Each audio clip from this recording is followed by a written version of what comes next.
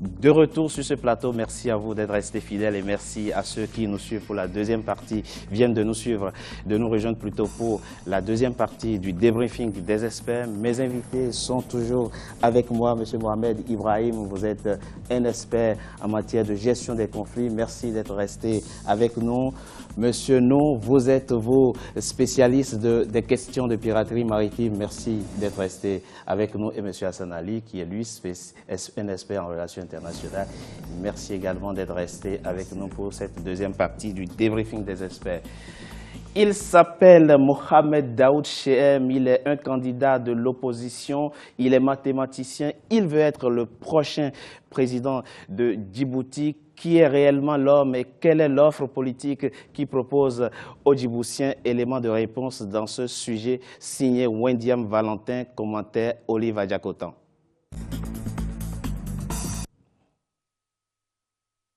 Mohamed Daoud Chehem est un haut fonctionnaire djiboutien. Candidat à l'élection présidentielle du 8 avril 2016, il va pour la première fois à la conquête du fauteuil présidentiel à Djibouti.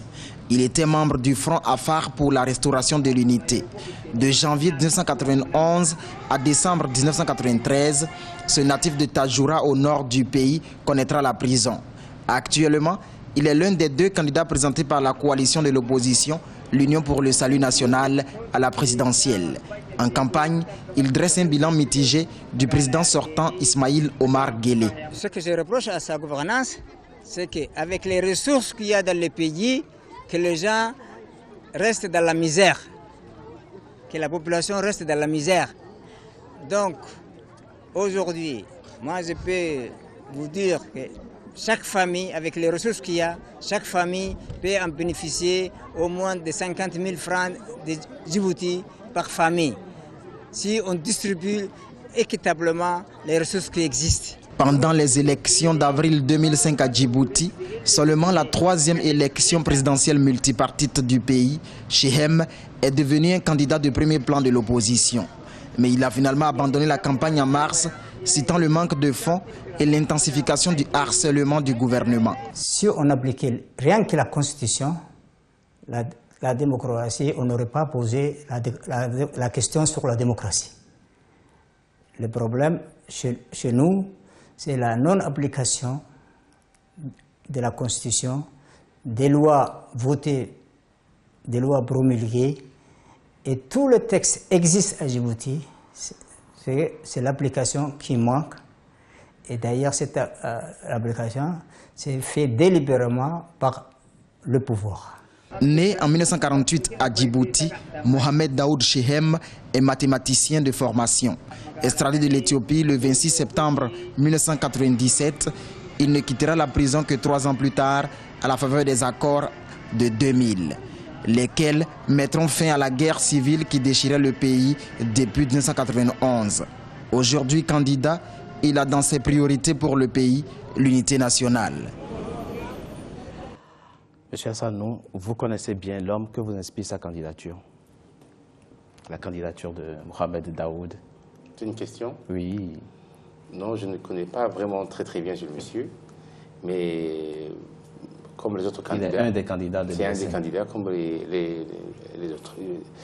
À part, bien sûr, le candidat du sortant, les autres candidats sont tous, pour moi, au niveau d'information. M. Hassan, que vous inspire la candidature de M. Mohamed Daoud? Oui, mon sentiment est que les Djiboutiens souhaitent entendre tous les candidats sur leur propre programme. Et en toute honnêteté, en toute objectivité, on n'entend pas le programme que propose l'USN ou M. Chehem. Leurs interventions, il est vrai, s'attellent à des critiques par-ci, par-là, sur les actions que le gouvernement actuellement en place a pris comme décision. Tout cela. Les Djiboutiennes, je pense, attendent plus que cela. Attendent une nouvelle vision. Vous pensez que ce candidat, M. Daoud, n'a pas de programme? En tout cas, quand nous écoutons et nous suivons les campagnes, ce n'est pas ce que souvent les Djiboutiens entendent. Et ça, j'aimerais quand même le dire en toute honnêteté, en toute objectivité.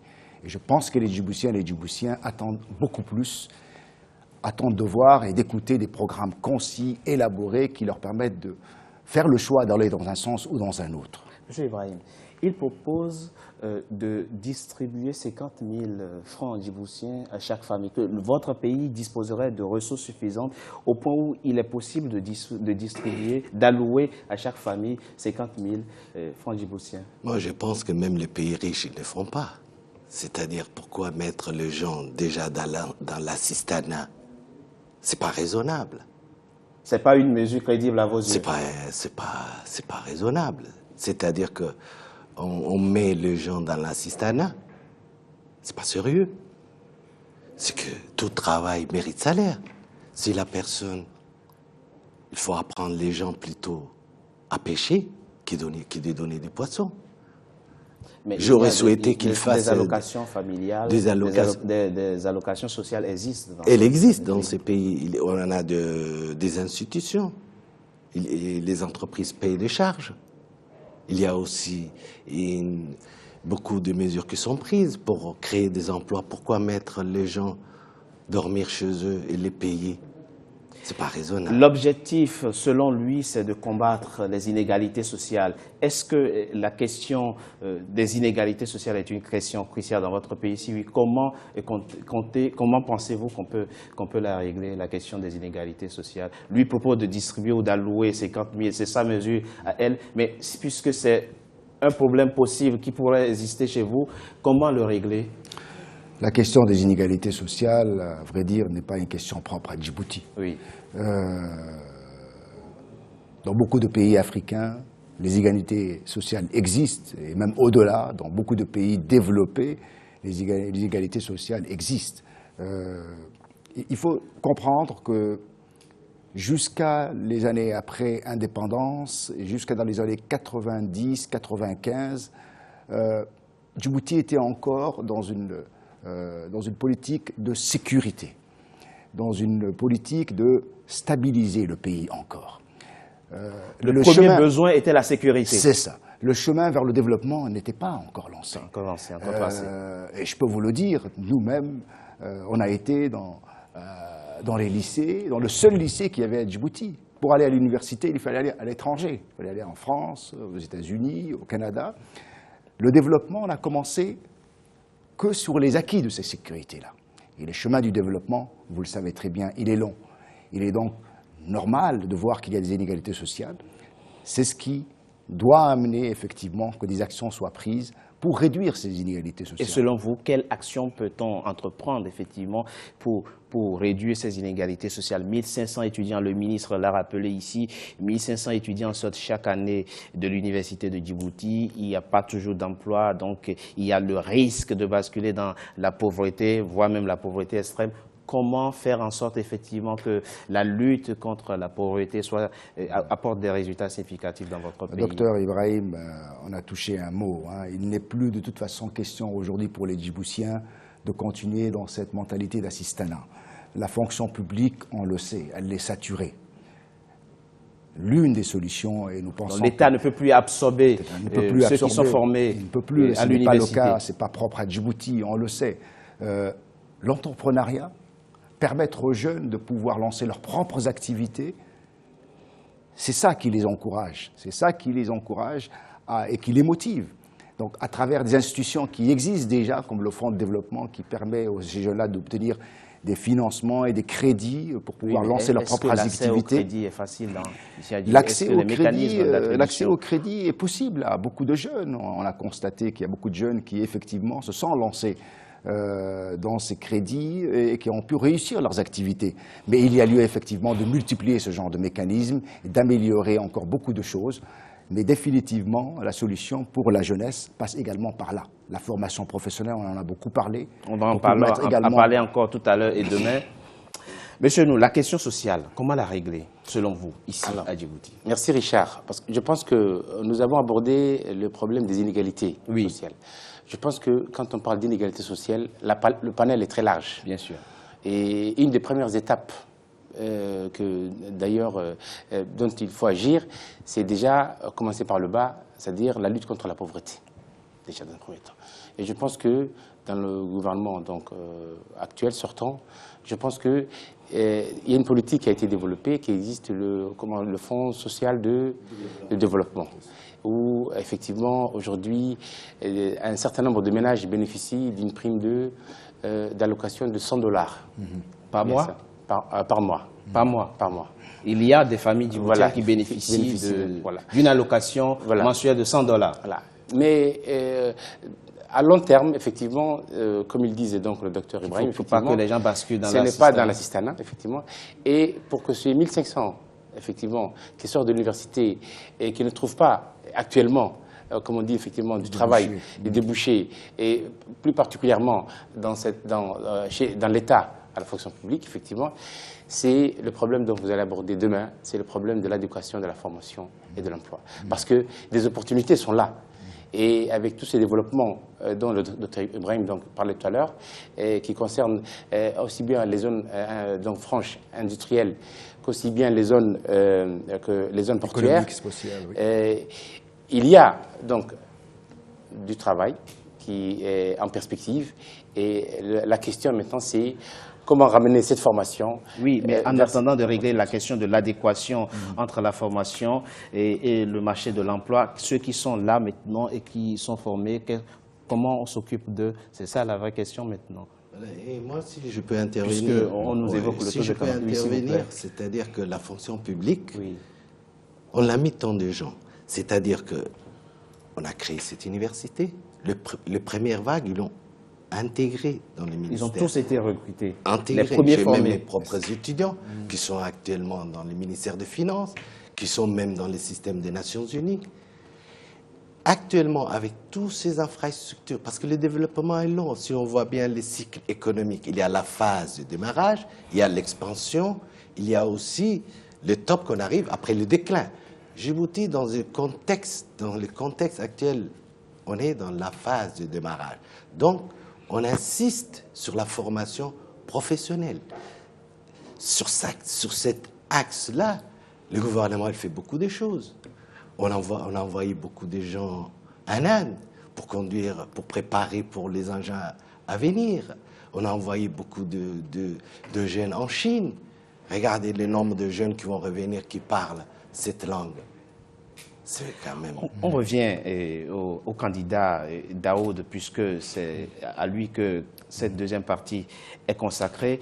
L'USN, il est un candidat de l'opposition, il fait partie de l'USN. L'USN avait, dans un premier temps, menacé de boycotter l'élection présidentielle du 8 avril. Puis après, ils ont changé d'avis. La participation, quel regard portez-vous aujourd'hui effectivement sur la participation de l'opposition, l'acceptation de l'opposition à participer à ce processus électoral?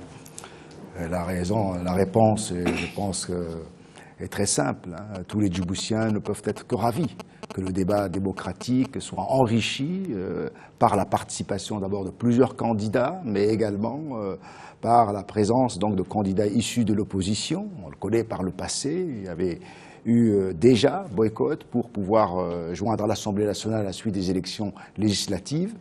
Ça ne peut être qu'une bonne chose aujourd'hui pour la démocratie djiboutienne, pour le débat démocratique, et je crois qu'on l'a constaté tout à l'heure dans l'émission qui a précédé celle-ci, le débat est là aujourd'hui. Et les premiers qui vont pouvoir en bénéficier, ce sont les Djiboutiens. Donc oui, l'une des craintes exprimées effectivement par l'opposition était que les conditions ne seraient pas remplies pour un scrutin crédible. Mais aujourd'hui, quel est votre avis sur cette question-là de conditions matérielles, logistiques, pour que le processus électoral, pour que le scrutin du 8 avril, les résultats qui en sortent soient acceptés de tous? Je pense que très récemment, nous avons eu l'intervention du ministre du Budget à la télé, qui effectivement parlait des moyens qui ont été mis pour assurer toute la logistique au niveau donc pour que le scrutin se passe donc de manière satisfaisante. Je pense que ce n'est pas la première élection qui s'organise à Djibouti. Il y a eu effectivement d'autres élections et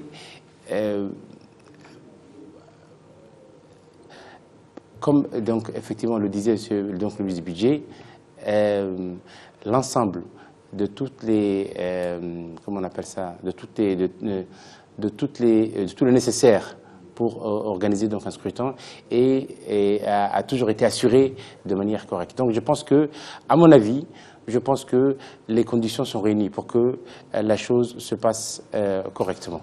Monsieur Ibrahim, c'est votre avis? Oui, je pense, c'est tout à fait mon avis, parce qu'il y a les CENI, il est là, il y a les observateurs internationaux qui sont là. Ils avaient émis des doutes par rapport à la CENI, mais vous vous rassurez aujourd'hui que... Oui, je rassure dans la mesure où même dans les CENI, il y a des gens de l'opposition qui doivent assister, il y a des magistrats et tout ça, donc c'est quelque chose de sérieux. Ce qu'il faut voir aussi, quand vous parlez de l'opposition, oui, de candidats sortants, les candidats sortants, il a un bilan à défendre. Son bilan, c'est un bilan positif. Et il a un projet, une continuité des affaires de l'État, des chantiers qu'il a mis en place. L'opposition, si j'ose ainsi dire, c'est que du jour au lendemain, on apparaît, on veut être chef de l'État, on se propose pour ces candidats que c'est... Pourquoi vous dites du jour au lendemain? C'est-à-dire que pour être candidat, il faut passer par quel processus? Moi, je pense que quand on veut se présenter, oui, c'est un parcours. C'est-à-dire qu'il faut déjà faire connaître son parti, son projet. C'est un processus de longue durée. Si on n'a pas le moyen de faire un parti, on peut faire une association et travailler pendant de longues années approcher la société, avoir une vision, dire que et nous on pensons ceci, nous on pensait là, dans cet axe-là, on n'est pas d'accord. C'est un long processus. On ne peut pas préparer une campagne. C'est votre regard sur les 5 candidats qui sont dans la course à la présidentielle contre le président sortant? C'est exactement ça. Ils n'ont pas un parcours qui les crédibilise, qui fasse d'eux des hommes d'État. C'est même pas pour Djibouti, c'est pour tous les partis africains que je pense. C'est quand on veut être un chef d'État, c'est oui, un projet. Donc ces projets, il faut les travailler sur un cycle long. C'est pas que quand il y aura les élections que je veux créer. C'est aussi votre avis sur la question? Juste peut-être réagir oui, sur les affirmations qui ont été faites que d'ores et déjà que le scrutin ne va pas être crédible, que toutes les conditions ne sont pas réunies. Je pense que nous ne sommes pas là. Ils ont décidé de prendre part au débat politique, prendre part aux élections, anticiper sur quelles pourraient être les conditions dans lesquelles se passe le scrutin, me semble quand même un peu aller à l'encontre de leurs propres ambitions politiques, puisqu'ils sont candidats et on les voit faire campagne. Nous sommes le 2 avril, le scrutin a lieu le 8 avril. Le 8 avril. Donc, ils ne sont pas trop dans la... Oui. Vous pensez qu'ils sont dans l'anticipation? Oui, je pense que tout cela relève de l'anticipation et en toute objectivité, ça donne des signes un sentiment quand même de défaitiste. Une course, on y va jusqu'au bout.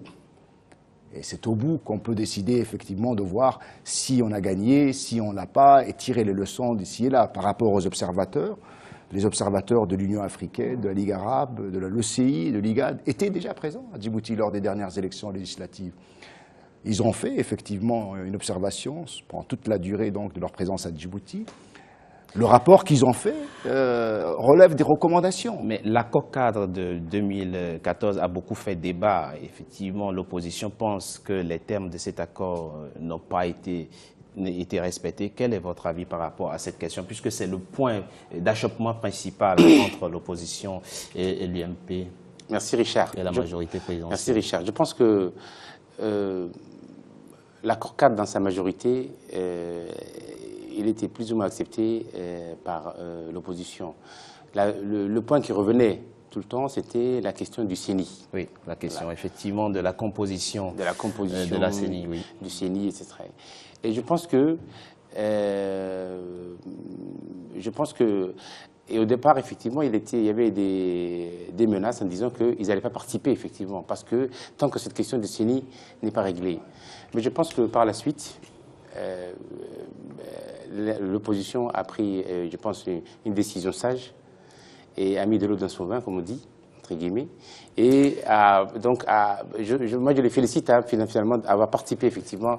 Donc, vous pensez, vous trois, effectivement, qu'il n'y a aucune raison que l'opposition émette des craintes par rapport à la fiabilité du scrutin du 8 avril prochain. Écoutez, on marque une courte pause. On se retrouve dans un instant pour la troisième partie du débriefing des experts.